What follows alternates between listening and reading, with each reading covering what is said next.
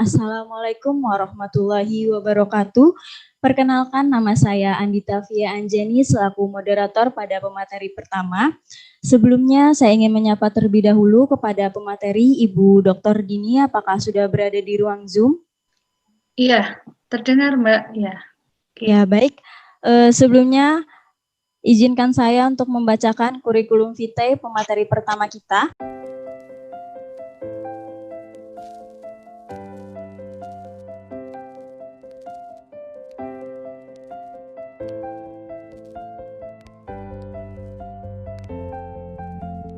Bismillahirrahmanirrahim. Assalamualaikum warahmatullahi wabarakatuh. Selamat pagi dan salam sejahtera untuk kita semua. Salam sehat. Terima kasih moderator yang telah memberikan kesempatan kepada saya. Dan terima kasih juga kepada panitia webinar HMP Sarjana Terapan Kebidanan Poltekkes Kemenkes Kaltim yang sudah mengundang saya dalam webinar pagi ini.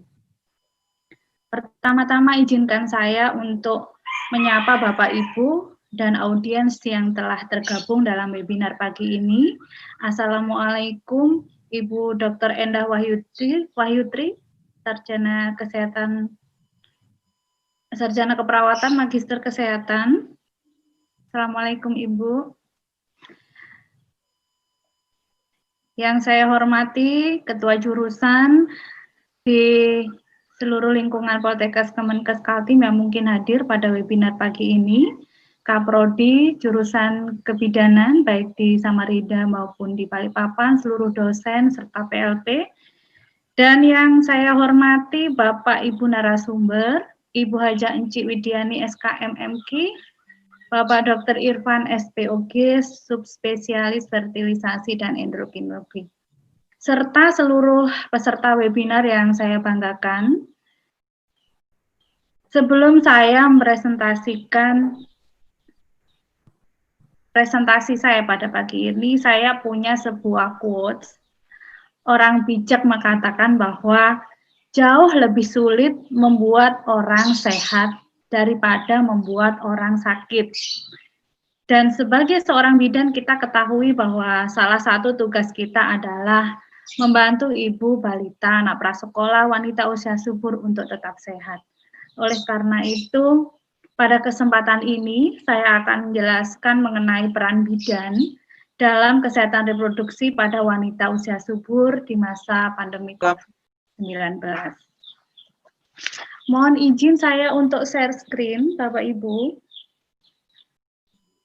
Saya masih belum bisa share screen, ini dari host disable, bisa minta izin untuk share screen. Ya baik, tunggu sebentar Bu. Ya sudah bisa Bu untuk share screen. Oke.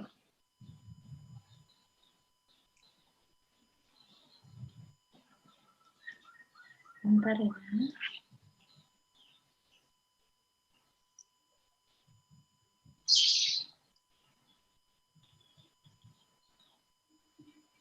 Apakah sudah bisa Bu? Ya baik, sudah terlihat Bu. Sudah terlihat, baik. Ya sudah Bu. Oke. Jadi pada kesempatan ini kita akan bersama-sama mengenal lebih jauh apa peran bidan dalam kesehatan reproduksi pada wanita usia subur di masa pandemi COVID-19. Saya kira sudah tidak asing ya untuk kita semua karena peserta pada pagi ini sebagian besar adalah bidan. Bidan itu siapa? Nah, kita tahu bahwa istilah bidan itu berasal dari bahasa Sanskerta Wituan yang artinya cakap, di mana dalam bahasa Indonesia, di kamus bahasa Indonesia itu cakap itu diartikan sebagai sanggup melakukan sesuatu, mampu. Jadi seorang bidan itu harus mampu melakukan sesuatu. Melakukan sesuatu apa? Tentunya yang sesuai dengan tugas dan kewenangannya. Ya, di sini juga dijelaskan bahwa cakap itu artinya pandai dan mahir. Artinya kita sebagai seorang bidan harus pandai secara saintifik dan mahir dalam arti keterampilan maupun sikapnya ya. Nah, definisi bidan itu sebetulnya sudah berkembang lama. Di internasional ada ICM dan VIGO, kemudian ada WHO, sudah mendefinisikan bidan dalam beberapa tahun yang lalu. Nah, kemudian di Indonesia pengertian bidan ini berkembang. Dan yang terakhir pengertian bidan yang saya ambil dari keputusan Menkes nomor HK 017 tahun 2020 itu bidan diartikan sebagai seorang perempuan yang telah menyelesaikan program pendidikan kebidanan baik di dalam negeri maupun di luar negeri yang diakui secara sah oleh pemerintah pusat dan telah memenuhi persyaratan untuk melakukan praktik kebidanan. Jadi ini ada di Indonesia pengertian bahwa bidan itu seorang perempuan. Sementara di beberapa negara yang lain bidan itu tidak mesti perempuan, gitu ya. Nah, kemudian apakah bidan itu termasuk tenaga kesehatan? Tentu semuanya akan menjawab iya. Nah, hal ini sesuai dengan Undang-Undang RI tentang Kesehatan nomor 36 tahun 2014 pasal 11 ayat 5. Di sana dikatakan bahwa jenis tenaga kesehatan yang termasuk dalam kelompok tenaga kebidanan sebagaimana dimaksud pada ayat 1 huruf D adalah bidan. Jadi ada beberapa lagi macam tenaga kesehatan. Salah satunya adalah bidan. Nah, sebagai tenaga kesehatan, kita memiliki peranan yang penting. Untuk apa?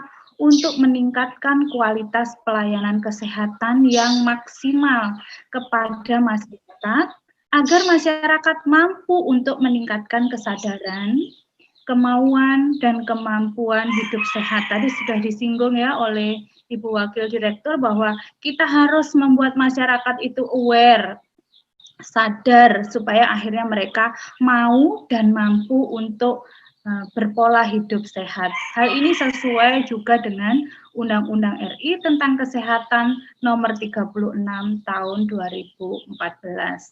Lalu, apa saja tugas dan wewenang bidan? Tugas dan wewenang bidan ini tertera di Undang-Undang nomor 4 tahun 2019 tentang kebidanan, yaitu ada pelayanan kesehatan ibu, kesehatan anak, Kespro dan KB, kemudian pelayanan tugas yang berdasarkan pelimpahan wewenang dan pelaksanaan tugas dalam keadaan keterbatasan tertentu. Nah, dalam melakukan tugas dan wewenang ini semua bisa dilakukan di praktek mandiri bidan atau di fasilitas kesehatan lain. Tentunya dalam melaksanakan tugas dan wewenang ini harus sesuai dengan kompetensi yang dimiliki, sesuai dengan kewenangan, kode etik, standar profesi, standar pelayanan, dan standar operasional prosedur. Gitu ya, jadi memang ruang lingkup tugas dan wewenang kebidanan ini luas, khususnya di kesehatan ibu dan anak. Nah, di saat ini kita sedang dalam kondisi mengalami pandemi COVID-19 dan ini menjadi masalah yang penting bagi organisasi kesehatan dan pemerintah di seluruh dunia, bukan hanya di Indonesia.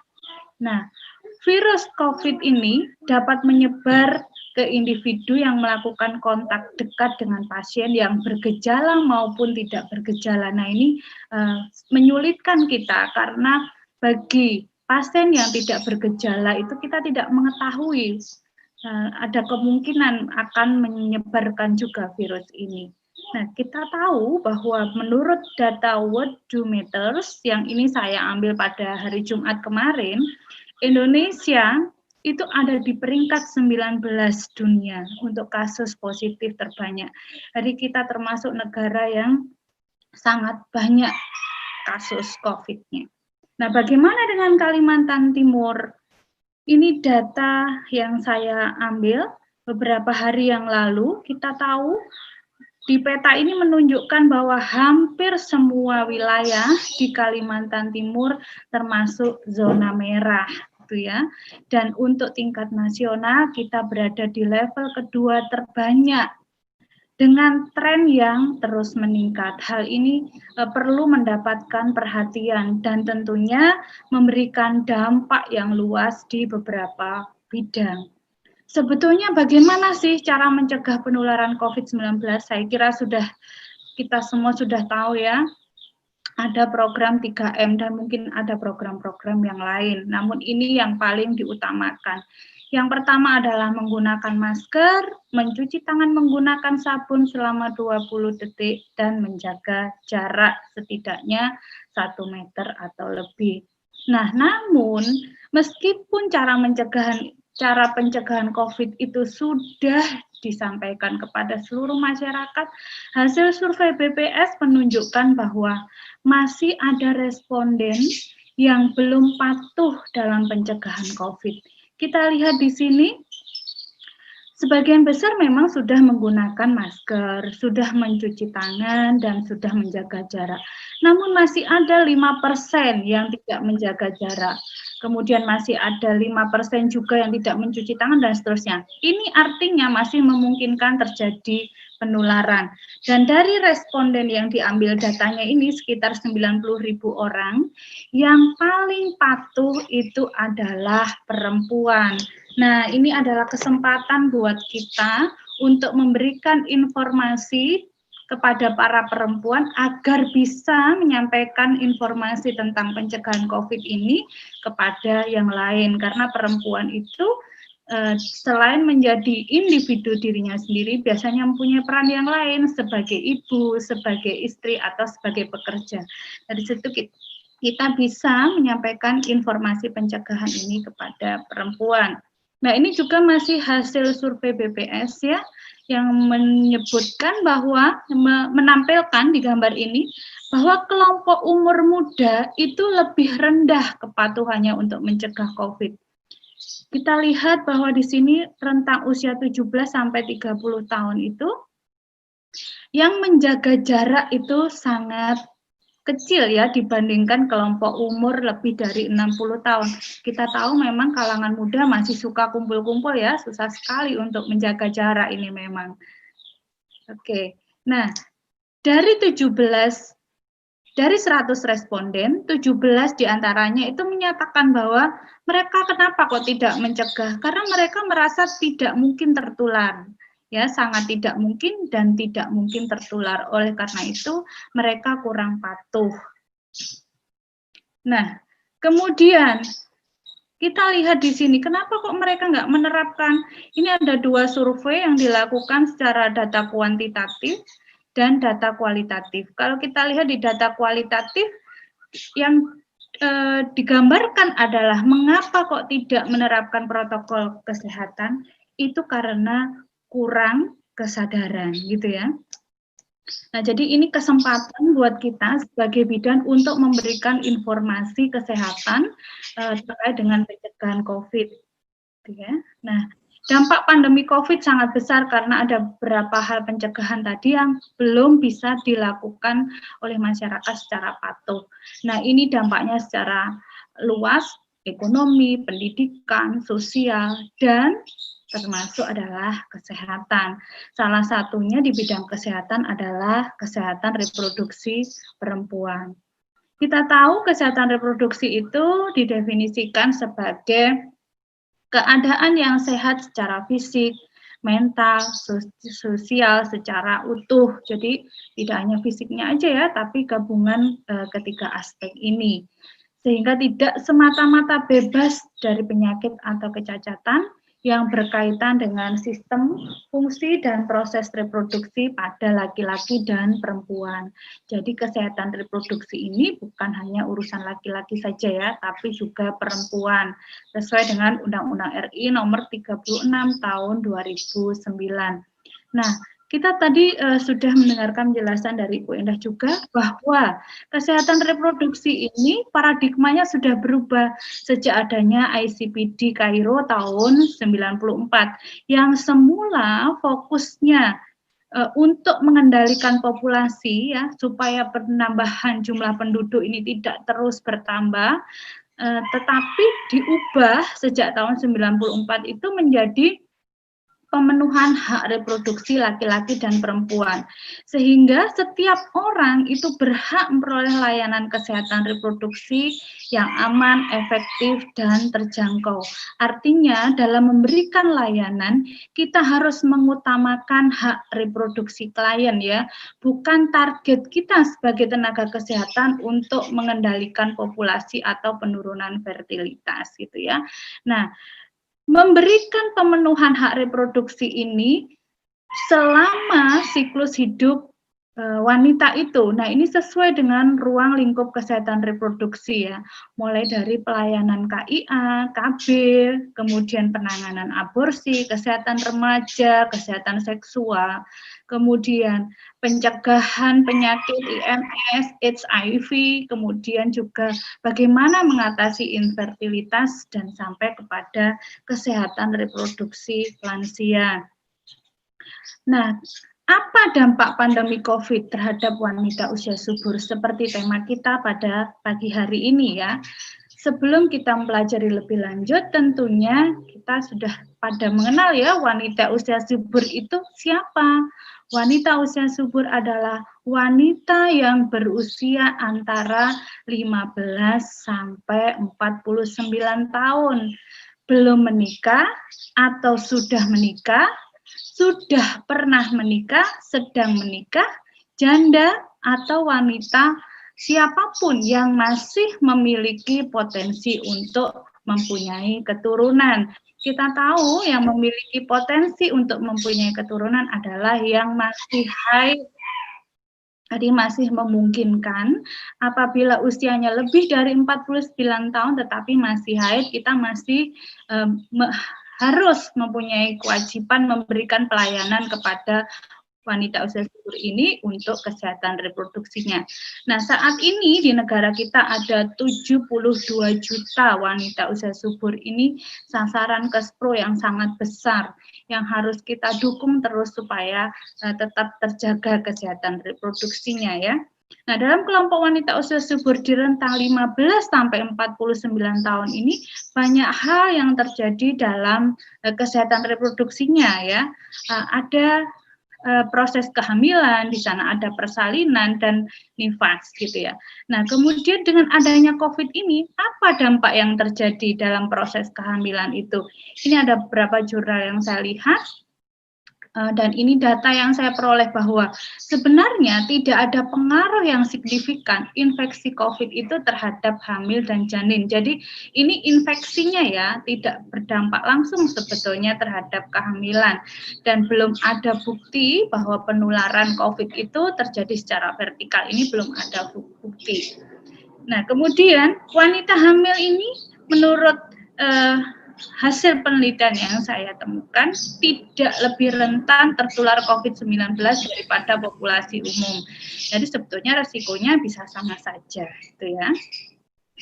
Nah, bagaimana estimasi dampak COVID terhadap kesehatan reproduksi?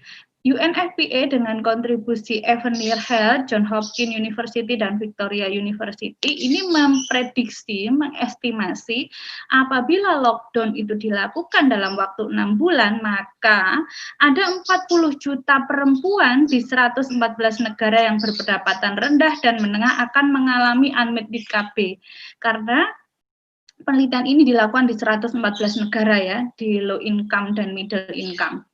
Jadi ada orang yang tidak pengen punya anak lagi, tetapi tidak ber-KB, itu diprediksi akan terjadi pada 40 juta perempuan di dunia ini. Apabila lockdown dilakukan selama 6 bulan, dan apabila diperpanjang setiap 3 bulan, maka akan bertambah unmet need KB ini sejumlah 2 juta perempuan. Dan apabila lockdown itu berlanjut selama 6 bulan dan disertai dengan gangguan ketersediaan layanan tambahan, ya, jadi layanannya pun tidak ada sama sekali, maka diprediksi akan ada 7 juta kehamilan yang tidak diinginkan. Hal ini akan membawa dampak yang sangat besar ya terhadap pertambahan jumlah penduduk yang tidak bisa dikendalikan atau mungkin kita sebut dengan baby boom. Kemudian akibat COVID, Ini hasil penelitian dari Riley ya pada tahun 2020 di beberapa negara yang berpenghasilan rendah dan menengah ini diprediksi adalah estimasi tahunan ya. Maka apabila terjadi penurunan 10% penggunaan kontrasepsi jangka pendek dan jangka panjang, akan terjadi penambahan 40 juta wanita dengan unmet need KB. Unmet need saya ulangi ya, orang yang tidak mau ber-KB tetapi juga tidak pengen punya anak gitu ya. Karena penambahan 48 juta wanita ini yang unmet need artinya apabila dia hamil maka kehamilan itu menjadi kehamilan yang tidak diinginkan. Jumlahnya adalah sebesar 15 juta wanita. Nah, ini sangat mengkhawatirkan untuk kita semua ya. Nah, kemudian apabila terjadi penurunan 10% cakupan keperawatan kehamilan dan bayi baru lahir, jadi apabila kehamilan itu tidak lagi diberikan pelayanan, ya, maka akan berdampak pada 1.745.000 wanita akan mengalami komplikasi kebidanan, ya, dan kemungkinan akan menambah 28.000 kematian ibu.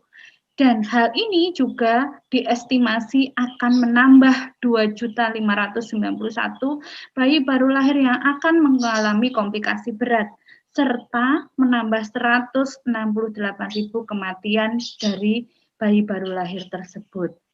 Kemudian di beberapa negara, mungkin di Indonesia belum ya, aborsi itu dilegalkan.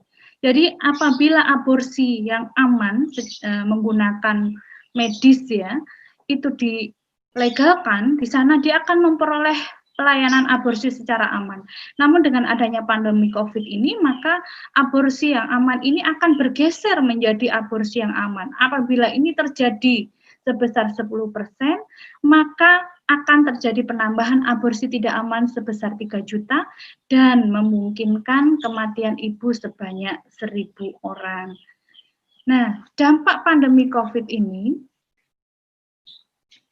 bentar ini ada yang raise hand ya. Saya lanjut dulu atau bagaimana? Oke, lanjut dulu ya. Potensi dampak pandemi COVID-19 pada keluarga berencana ini juga hasil penelitian UNFPA ya. Faktanya saat ini, pada situasi gawat darurat kesehatan, pelayanan KB tidak menjadi prioritas. Ya. Jadi, pelayanan KB nanti dulu karena yang gawat darurat yang lain masih ada. Dan lockdown ini membuat mengisolasi sehingga banyak di rumah, work from home, nggak kemana-mana. Yang terjadi apa? Yang terjadi peningkatan kegiatan seksual. Nah, kalau ada peningkatan kegiatan seksual, sehingga memungkinkan bahwa seorang ibu itu akan hamil, apalagi dia berada dalam rentang usia subur. Kemudian kegiatan seksual meningkat, akses ke kontrasepsinya terbatas. Jadi hubungan seksual tidak dengan perlindungan kontrasepsi. Ini memungkinkan angka kehamilan akan meningkat. Dampak potensial yang lain adalah potensi stock out alkon. Jadi ketersediaan alkon terbatas ya, karena produksi juga terbatas sehingga terjadi gangguan ini supply dan distribusinya ya. Karena alkonnya juga terbatas, ini akan menghambat perempuan yang akan mencegah kehamilannya. Kemungkinan lagi dengan stok yang tidak ada tadi, maka perempuan melakukan switching metode KB yang awalnya dia sudah menggunakan metode modern, kemudian akan beralih menjadi metode tradisional karena tidak tersedia metode yang diperlukan. Hal ini meningkatkan resiko terjadinya kehamilan yang tidak diinginkan. Oleh karena itu, kebutuhan kontrasepsi darurat atau kondar ini sangat diperlukan ya. Nah, sebentar. Lalu apa yang harus kita lakukan?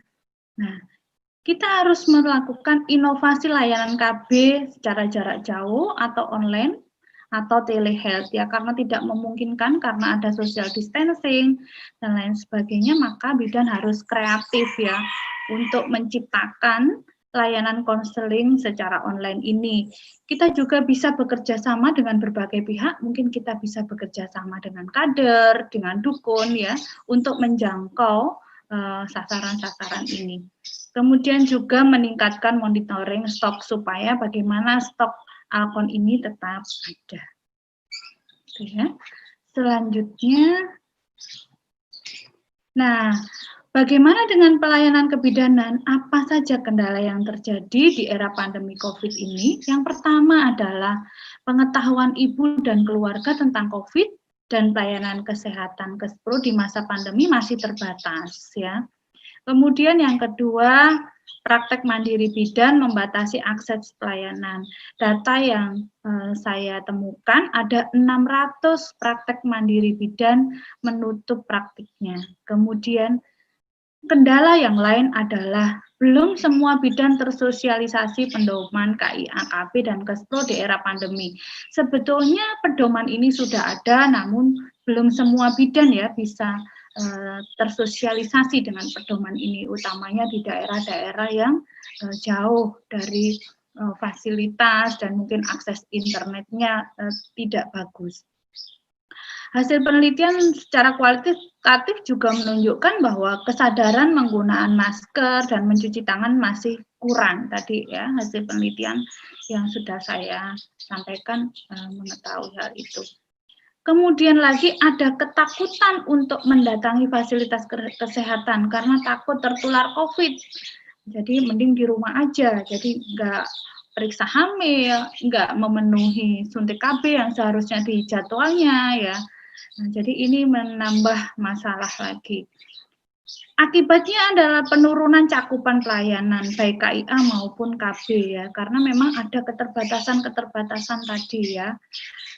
Nah, dengan tingginya penderita COVID yang dirawat di rumah sakit, ini akan berpengaruh terhadap penanganan pelayanan rujukan maternal dan neonatal ya, karena rumah sakit penuh dengan pasien COVID, sehingga untuk kasus-kasus maternal dan neonatal mungkin kurang mendapat prioritas. Ini kendala di pelayanan kebidanan yang kita temui ya. Lalu bagaimana kita sebagai seorang bidan menghadapi masalah-masalah yang tadi kita temukan di era pandemi COVID ini? Peran bidan itu ada 6 berdasarkan Undang-Undang Nomor 4 Tahun 2019 tentang kebidanan pasal 47 ayat 1. Yang pertama adalah memberi pelayanan kebidanan ya. Yang kedua, pengelola pelayanan kebidanan. Ketiga, penyuluh dan konselor. Keempat, pendidik, pembimbing, dan fasilitator klinik. Kelima, penggerak peran serta masyarakat dan pemberdayaan perempuan. Dan yang keenam, sebagai peneliti. Mari kita satu persatu ya melihat apa peran bidan dari pemberi pelayanan kebidanan ya. Apa yang bisa bidan berikan? Pelayanan apa yang bisa bidan berikan di era pandemi COVID ini? Yang pertama, tetap memberikan pelayanan kesehatan reproduksi. Ini jika siap dengan APD ya, karena masih ada beberapa bidan yang kesulitan untuk memperoleh APD gitu ya. Nah, memberikan pelayanan menggunakan APD ini sesuai dengan standar pelayanan apa yang diberikan, APD level mana yang harus digunakan ya. Dengan memperhatikan protokol kesehatan dan pengaturan pasien dengan teleregistrasi dan triase. Jadi pelayanan ini diberikan selain menggunakan APD dan jadwalnya diatur ya, registrasinya secara online. Jadi nanti bidan harus menjadwalkan, oh iya ibu silakan datang ke PMB atau ke fasilitas kesehatan pada tanggal jam berapa. Selain itu bidan juga harus memprioritaskan kasus-kasus mana yang seharusnya diberikan pelayanan terlebih dahulu dan dijadwalkan berikutnya. Yang kedua, pelayanan pada ibu hamil, ibu bersalin, nifas, bayi baru lahir, dan wanita usia subur serta KB ini tetap bisa diberikan sesuai dengan standar untuk memberikan pelayanan continuum of care dan meminta klien menggunakan masker gitu ya. Jadi pelayanan itu diberikan tapi kliennya harus pakai masker gitu ya, bidannya pakai APD. Ketiga, untuk pertolongan persalinan ini tetap diberikan sesuai standar APN dan menerapkan prinsip pencegahan COVID-19 ya. Untuk imunisasi dasar lengkap bisa ditunda sampai 2 minggu. Nah, perawatan BBL termasuk imunisasi ini tetap diberikan ini sesuai dengan rekomendasi PPIDAI. Mengacu pada pedoman, dalam memberikan pelayanan harus mengacu pedoman. Pedoman apa yang digunakan? Pedoman dari Kemenkes, dari PPPOGI, PPIDAI, dan PPIB. Gitu ya. Nah, ini secara detail akan saya jelaskan bagaimana untuk pelayanan ANC di masa COVID-19. Untuk ANC, mohon maaf, Ibu, waktunya tersisa 10 menit lagi. Ya, oke, terima kasih. Untuk ANC, ibu hamil diberi motivasi tetap memantau kehamilannya selama pandemi COVID-19 dengan tetap memperhatikan social distancing. Untuk trimester 1, pemeriksaan ANC tidak dianjurkan kecuali dicurigai KET, kehamilan ektopik ya. Kemudian trimester kedua, pemeriksaan ANC dilakukan melalui telekonsultasi kecuali ada kondisi gawat darurat, perdarahan, mual, muntah yang sangat sering, preeklamsi gitu ya, dan seterusnya. Untuk trimester 3 ANC harus dilakukan karena ini untuk menyiapkan proses persalinan. Nah, untuk intranatal semua persalinan harus dilakukan di fasilitas kesehatan ya. Penolong persalinan harus menggunakan APD minimal level 2 lengkap ya, pakai Google, kacamata Google dan seterusnya ya. Rekomendasi untuk pasien yang terkonfirmasi COVID harus dirujuk karena pada umumnya mereka akan melakukan seksi kaisaria ya. Bila tidak memungkinkan untuk dirujuk, persalinan pervaginan dilakukan dengan menggunakan delivery chamber ya dan menggunakan APD level 3 ya, karena ada mungkin kasus-kasus yang tidak mungkin dirujuk. Untuk pelayanan postnatal, PDP atau pasien terkonfirmasi COVID dapat menyusui bayinya dengan catatan tetap menggunakan APD, ibunya pakai face shield dan masker, neonatusnya juga pakai face shield khusus neonatus. Karena penelitian CDC menunjukkan bahwa virus CoV-2 atau SARS-CoV itu belum terdeteksi dalam ASI, jadi masih mungkin diberikan. Ibu tidak diperkenakan melakukan IMD ya apabila dia COVID, konfirmasi, bayi dirawat di ruang isolasi, tidak boleh rawat gabung, dan pemasangan kontrasepsi tetap bisa dilakukan. Untuk pelayanan KB dapat diberikan ya, pelayanan KB menggunakan APD sesuai standar. Aseptor yang punya keluhan lebih dulu ya. Bagi aseptor IUD implan yang sudah habis masa pakainya didulukan. Bagi aseptor suntik yang datang sesuai jadwal itu juga didahulukan. Memberikan pelayanan KBPP ya. KB pasca partum tetap diberikan sesuai dengan program dengan mengutamakan metode kontrasepsi jangka panjang. Bisa berupa IUD pasca plasenta atau MOW. Bidan juga harus melakukan koordinasi dengan PLKB ya, penyuluh lapangan KB dan kader untuk meminta bantuan pemberian kondom apabila klien membutuhkan. Siapa saja? Yaitu aseptor IUD implan suntik yang sudah habis masa pakainya tetapi tidak bisa kontrol ke petugas kesehatan, aseptor suntik yang tidak bisa kontrol kembali ke petugas kesehatan sesuai jadwal. Kemudian pelayanan KB yang bisa dilakukan adalah berkoordinasi dengan PLKB untuk meminta bantuan pemberian pil KB kepada klien yang harus mendapatkan sesuai dengan jadwal. Jadi untuk pil KB bisa oleh PLKB dan kader termasuk kondom ya. Pemberian materi komunikasi terkait dengan KB bisa diberikan secara online atau konsultasi lewat telepon ya. Kemudian ini adalah pelayanan Kespro di praktek mandiri bidan. Yang pertama untuk Catin, berikan konseling dan materi KIE kepada Catin secara online. Lakukan juga asuhan pasca keguguran sesuai dengan kompetensi dan kewenangan bidan menggunakan APD sesuai standar ya. Apa yang dilakukan bidan untuk asuhan pasca keguguran? Konseling, pra dan pasca tindakan serta pelayanan KB pos keguguran ya. Kemudian selanjutnya membantu melakukan sosialisasi untuk mencegah terjadinya korban kekerasan terhadap perempuan, anak, dan membantu mendeteksi adanya KDRT. Tentunya kita harus tetap ya menjalin informasi dengan orang-orang di sekitar supaya bisa mendeteksi adanya KDRT. Selanjutnya membantu melakukan sosialisasi untuk mencegah kanker serviks, kanker payudara, KTD, dan HIV. Ini bisa tetap diberikan secara online ya. Kemudian peran bidan yang kedua untuk mengelola pelayanan kebidanan. Yang pertama adalah melakukan kolaborasi dan koordinasi, ya baik dengan puskesmas, kader atau PLKB supaya pelayanan tetap bisa diberikan. Yang kedua melakukan pengkajian komprehensif sesuai dengan standar, berkomunikasi dan berkoordinasi ya dengan lintas sektor, lintas program dalam memberikan pelayanan KESPRO, ANC sampai KB. Melaksanakan rujukan apabila ibu bersalin itu dideteksi berisiko terinfeksi COVID-19 dan mempersiapkan sarana pelayanan praktek bidan mandiri. Kemudian untuk peran yang ketiga yaitu sebagai penyuluh dan konselor, ini pada umumnya penyuluhan kita berikan secara online, kita juga bisa menggunakan pemanfaatan buku KIA, konseling juga diberikan online, maupun kita bisa gunakan banner ya di depan PMP bisa dipasang untuk memberikan informasi yang penting. Baik, mohon maaf Ibu, waktunya tersisa 5 menit lagi. Iya, ini peran bidan selanjutnya adalah pendidik, pembimbing, fasilitator ya. Jika ibu hamil tidak ada keluhan, bidan bisa menyampaikan informasinya untuk meminta ibu hamil itu membaca buku KIA atau menghubungi bidan melalui telepon atau WA bila ada tanda-tanda persalinan. Kemudian membuat janji melalui WA jika tidak ada keluhan. Untuk aseptor IUD implan dapat menunda untuk kontrol kebidan. Ini disampaikan ya semua ini. Kemudian aseptor yang tidak memungkinkan mendapatkan pelayanan disarankan untuk menggunakan metode kondom, pantang berkala, dan sanggama terputus.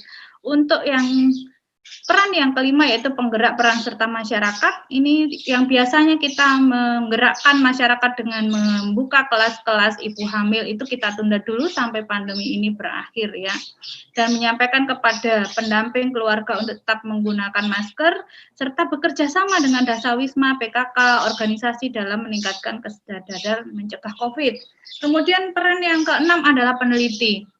Bidan juga tetap bisa melakukan investigasi atau penelitian di bidang kesehatan, baik secara mandiri atau kelompok, tentang beberapa hal, misalnya perilaku, pencegahan COVID, peran kanker, pengumpulan data dilakukan menggunakan media online. Ya. Dan ini adalah penutup. Saatnya bidan dan perempuan bersatu bergerak bersama untuk meningkatkan kesehatan ibu dan anak menuju Indonesia maju, tetap tenang dan tidak panik, semangat dalam memberikan pelayanan kebidanan, selalu berdoa, mohon perlindungan Tuhan Yang Maha Esa, mematuhi protokol kesehatan yang benar, konsisten dan patuh terhadap standar etik profesi kebidanan sesuai kewenangan. Dari bidan berkualitaslah perempuan dan anak yang sehat bisa diwujudkan. Sekian, Assalamualaikum warahmatullahi wabarakatuh. Ya baik, terima kasih Bu atas penyampaian materinya yang sangat luar biasa. Selanjutnya kita masuk sesi tanya jawab selama 10 menit. Bagi peserta yang ingin bertanya, dipersilahkan bisa menuliskan pertanyaan di room chat. Ya baik, langsung saja ini sudah beberapa pertanyaan dari para peserta. Mohon izin Ibu untuk saya bacakan. Yang pertama dari Raglan, dari Stikes Nusantara Kupang. Pertanyaannya, sebagai tenaga kesehatan apa yang harus dilakukan apabila ada pasien yang tidak mau menerapkan protokol kesehatan? Ya, apakah ya itu pertanyaannya Ibu dari Raglan dari Stikes Nusantara, bisa langsung ditanggapi saja Bu. Oke, dari siapa tadi? Dari Raglan Ibu. Radlati. Iya. Oke. Terima kasih. Pertanyaannya Mbak Ibu atau Mbak ya Radlati dari Kupang. Bagaimana kita menghadapi pasien yang tidak mau menerapkan protokol kesehatan, gitu ya. Nah, sebagai seorang bidan, kita yang pertama harus berpositif thinking dulu. orang tidak mau itu biasanya tidak tahu. Tidak tahunya itu kalau tahu-tahu aja sih tahu gitu ya, tetapi tidak paham benar. Oleh karena itu kita harus melakukan satu pendekatan ya. Bagi yang tidak tahu, pasien yang klien atau orang di sekitar kita tidak tahu, kita jangan menjauh, kita harus mendekat dengan memberikan penjelasan secara logis gitu ya, dan memberikan contoh-contoh yang terjadi apabila protokol kesehatan itu tidak dilakukan. Kita harus memberikan contoh atau fakta realnya sehingga dia yakin bahwa informasi tentang pencegahan COVID itu benar. Berikan informasi yang benar dan yang relevan gitu ya. Yang relevan artinya tentunya disesuaikan juga dengan status apa ya, kira-kira ini harus menggunakan bahasa seperti apa ya yang bisa diterima gitu ya. Kalau kita menggunakan bahasa kesehatan mungkin susah diterima, jadi kita harus masuk sesuai dengan karakteristik pasien klien tersebut. Saya kira itu, moderator.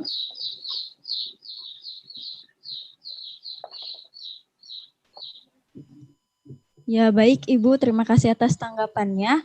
Untuk pertanyaan selanjutnya, apakah berhubungan seks saat haid itu berbahaya? Ya, baik. Pertanyaan selanjutnya, Ibu, ada 2 pertanyaan lagi. Di masa pandemi ini banyak keluhan oleh para pelajar karena ilmu yang didapat tidak seperti biasanya, sedangkan pelajaran khususnya tentang reproduksi mereka awam dan banyak yang kurang paham. Tindakan tenaga kesehatan apa yang harus dilakukan untuk para pelajar yang kurang paham tentang reproduksi? Baik Ibu, mohon maaf sebelumnya karena pemateri kedua kita sudah join, mungkin bisa ditanggapi dengan singkat. Terima kasih. Bisa langsung ditanggapi saja, Bu. Ya, terima kasih. Jadi pertanyaan yang pertama tadi, apakah berhubungan seks saat haid itu berbahaya? Jadi pada saat haid itu terjadi peluruhan endometrium, artinya ada pembuluh darah yang terbuka di sana. Kalau ada benda dari luar, karena hubungan seks itu memungkinkan alat kelamin laki-laki juga membawa mikroorganisme yang mungkin tidak steril, itu akan membahayakan, akan meningkatkan risiko terjadi satu infeksi gitu ya. Dan menurut agama yang saya anut itu memang berhubungan seks di masa haid itu tidak dibenarkan. Kemudian yang kedua, keluhan pelajar. Di era pandemi ini tidak ada tatap muka ya, sehingga mungkin tenaga kesehatan yang biasanya melakukan kunjungan di beberapa sekolah untuk menyampaikan informasi tentang kesehatan reproduksi kesulitan. Apa yang harus dilakukan? Nah, sebagai bidan kita harus kreatif, tetap memberikan tugas kita, memberikan pelayanan pada Kespro Remaja dengan meng-create satu inovasi metode informasi kesehatan yang berbasis internet misalnya. Bisa kita upload melalui YouTube atau kita share di grup WA anak-anak sekolah tersebut, dan kita bisa mengevaluasinya menggunakan Google Form untuk mengetahui apakah mereka sudah memahami informasi yang sudah kita berikan menggunakan media yang kita sebarkan tersebut. Saya kira inovasi-inovasi yang sifatnya online itu perlu dikembangkan. Itu, moderator, cukup singkat kan? Terima kasih Bu atas jawabannya. Dengan berakhirnya pertanyaan terakhir, maka berakhir pula lah diskusi pertama kita ini. Sekali lagi saya ucapkan terima kasih kepada Ibu Dini atas penyampaian materinya yang sangat luar biasa. Selanjutnya pemateri kedua akan dipandu oleh Nida Fatimatu Zahra selaku anggota Badan Eksekutif Mahasiswa Poltekkes Kemenkes Kaltim. Saya Andita Fia selaku moderator mohon undur diri. Mohon maaf apabila ada salah kata. Wassalamualaikum warahmatullahi wabarakatuh. Dan kepada Ibu Dini, jika ada keperluan lain, dipersilakan untuk meninggalkan ruangan Zoom. Oke, terima kasih semuanya. Semoga bermanfaat yang saya sampaikan.